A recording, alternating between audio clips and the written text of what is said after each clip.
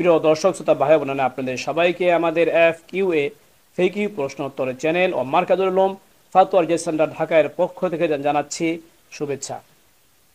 মোহাম্মদ আব্দুল্লাহ টঙ্গী গাজীপুর থেকে প্রশ্ন করেছে। তার প্রশ্ন হলো, অক্সিজেন নিলে রোজা ভেঙে যাবে কিনা? ভাইকে এই প্রশ্নটি করার জন্য অসংখ্য ধন্যবাদ।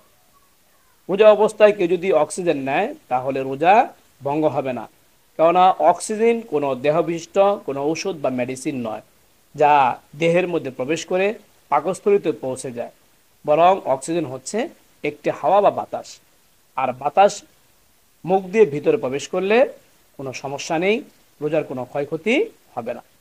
যে মাসাটি বর্ণনা করা হলো তার রেফারেন্স আপনারা পাবেন মুনতাকাল আবহরের 1 নম্বর খণ্ডের 361 নম্বর পৃষ্ঠায়, জাদিদ ফিকি মাসাইলের 1 নম্বর খণ্ডের 128 নম্বর পৃষ্ঠায়।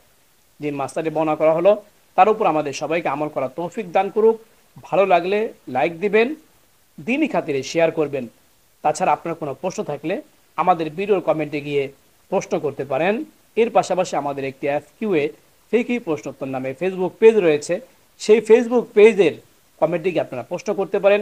আপনাদের প্রশ্নের উত্তর যথাযথ সময় দেওয়ার চেষ্টা করব।